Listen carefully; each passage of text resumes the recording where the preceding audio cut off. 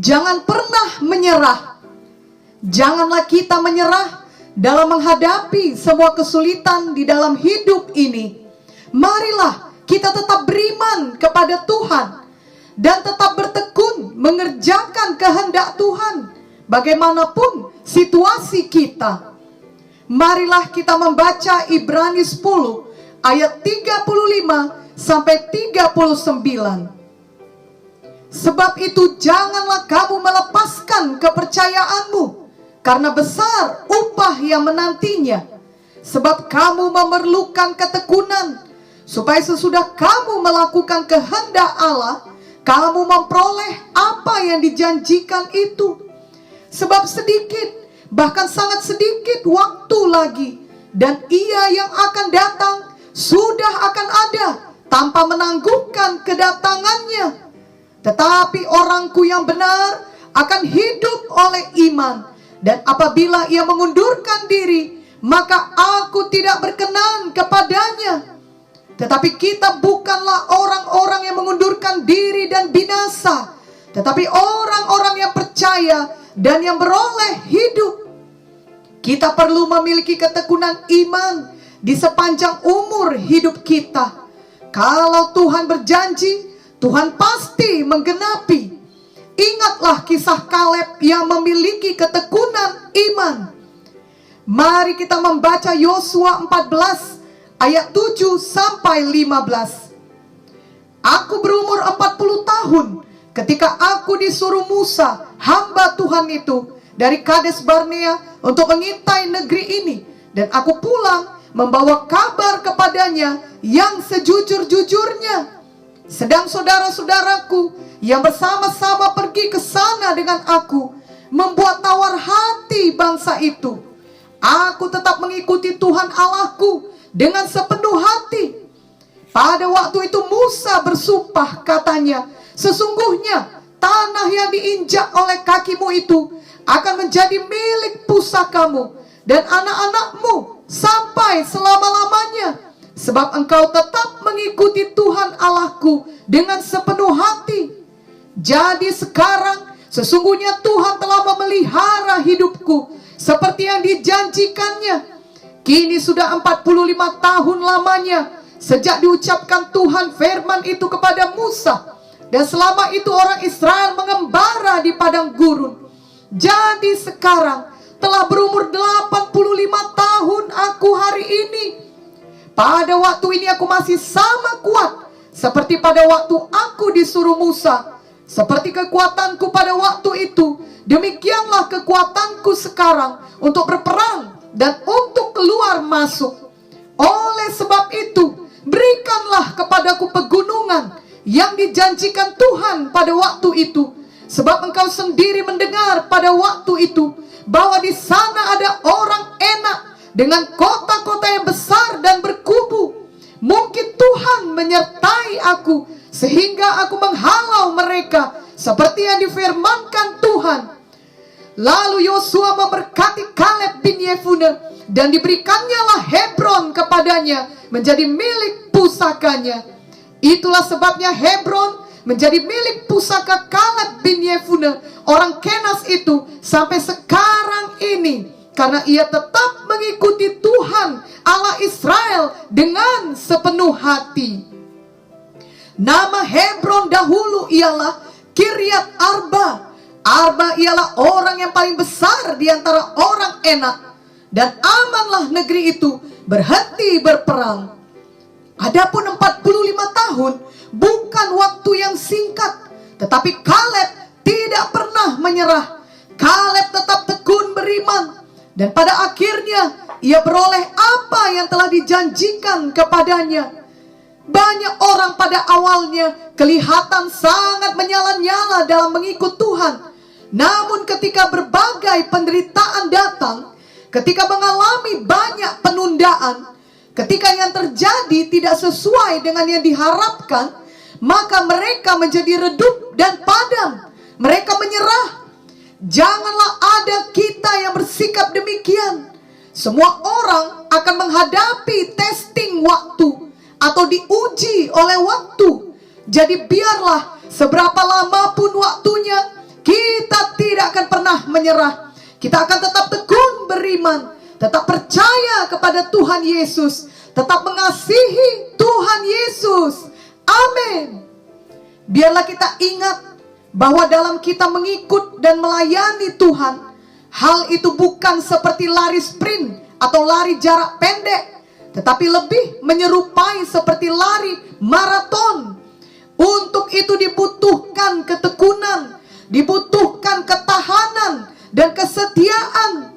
Roma 12 ayat 11 berkata, janganlah hendaknya kerajinanmu kendor, biarlah rohmu menyala-nyala dan layanilah Tuhan.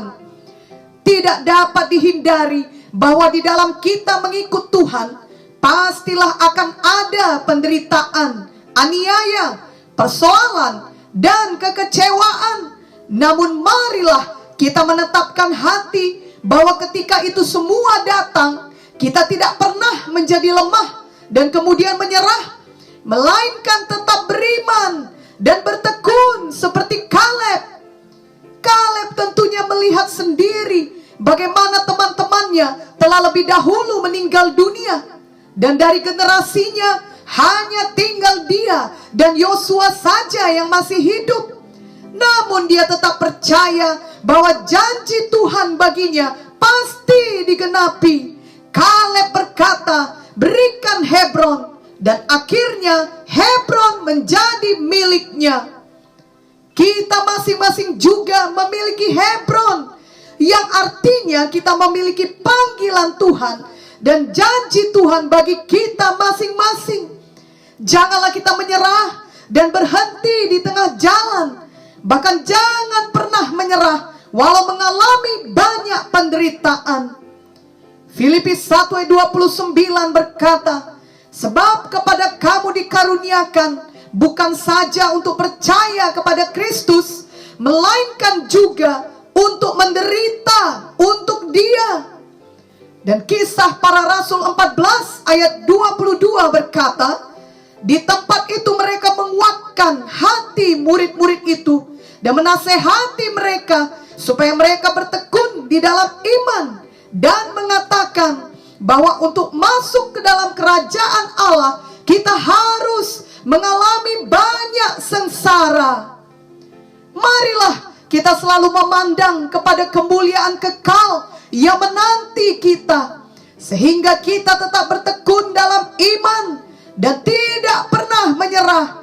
Roma 8 ayat 18 berkata, sebab aku yakin bahwa penderitaan zaman sekarang ini tidak dapat dibandingkan dengan kemuliaan yang akan dinyatakan kepada kita. Mungkin saja terjadi di dalam hidup kita. Ada saat di mana kita harus menghadapi peperangan rohani yang besar, tetapi kelihatannya semua sumber daya kita telah hilang, telah diambil dari kita, ataupun telah meninggalkan kita. Bila hal seperti itu terjadi, janganlah pernah menyerah. Ingatlah kisah Gideon. Tadinya ia memiliki 32.000 tentara, namun kemudian dengan perintah Tuhan, tentaranya berkurang menjadi 10.000, dan akhirnya hanya tinggal 300 orang saja untuk menghadapi musuh yang jauh lebih besar jumlahnya. Mustahil musuh dapat dikalahkan dengan 300 orang saja.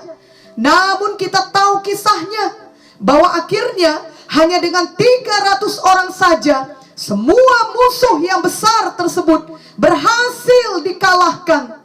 Tetapi kalau saja Gideon dan tentaranya menjadi kecil hati dan menyerah melihat diri mereka, lalu memilih untuk tidak patuh kepada Tuhan, memilih tidak jadi berperang, maka tentunya kemenangan tidak akan terjadi. Kiranya kita belajar melalui kisah ini untuk tetap percaya dan patuh kepada Tuhan, dan jangan pernah bersandar kepada kekuatan manusiawi saja. Dengan apa yang ada pada kita, dengan apa yang tersisa pada kita, janganlah kita panik. Janganlah mengeluhkan yang hilang atau yang sudah pergi. Jangan pula menangisi yang hilang atau menyesalkan yang meninggalkan kita di saat yang paling dibutuhkan. Tetapi marilah tetap beriman, tetap bertekun, tetap maju berperang, tetap percaya dan patuh kepada Tuhan. Peperangan ada di tangan Tuhan. Semua ada dalam kendali Tuhan. Adalah Tuhan yang menjamin kemenangan kita. Jadi janganlah pernah menyerah. Ingatlah juga ilustrasi mengenai boneka yang memiliki pemberat air di bawahnya.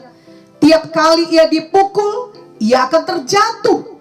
Namun karena pemberat tersebut, maka tak lama kemudian ia pasti akan bangkit lagi. Kita semua juga perlu memiliki sikap hati yang tidak mau menyerah seperti boneka pemberat ini. Tidak peduli betapa kerasnya pun pukulan terhadap boneka tersebut, bahkan menyebabkannya sampai terguling, tunggulah sejenak, pasti ia tetap bangkit lagi. Biarlah hal ini juga berlaku kepada kita semua anak-anak Tuhan.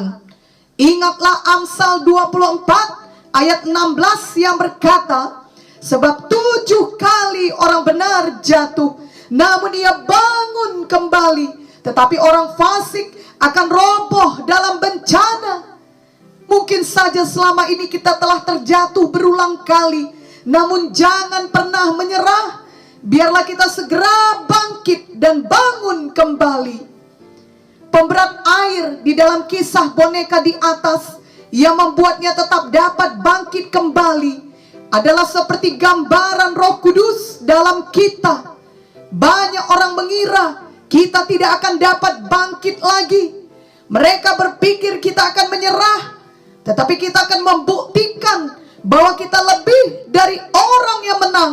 Kita pasti bangun dan bangkit, bahkan lebih baik dari sebelumnya, karena ada Roh Kudus di dalam kita yang tidak akan pernah dapat dikalahkan. Seperti firman Tuhan dalam Efesus 1 ayat 19 sampai 21 yang berkata, dan betapa hebat kuasanya bagi kita yang percaya, sesuai dengan kekuatan kuasanya yang dikerjakannya di dalam Kristus, dengan membangkitkan dia dari antara orang mati dan mendudukkan dia di sebelah kanannya di sorga, jauh lebih tinggi dari segala pemerintah dan penguasa dan kekuasaan dan kerajaan dan tiap-tiap nama yang dapat disebut, bukan hanya di dunia ini saja, melainkan juga di dunia yang akan datang. Jadi janganlah kita pernah menyerah dalam mengikut Tuhan Yesus, dan percayalah kepada Tuhan Yesus apapun yang terjadi. Tuhan Yesus yang tinggal di dalam hati kita jauh lebih besar dari semua masalah, tantangan, dan halangan yang kita hadapi. Roh Kudus yang ada di dalam kita lebih besar dari semua roh dalam dunia ini. 1 Yohanes 4 ayat 4 berkata, kamu berasal dari Allah, anak-anakku, dan kamu telah mengalahkan nabi-nabi palsu itu, sebab roh yang ada di dalam kamu lebih besar daripada roh yang ada di dalam dunia. Amin dan amin.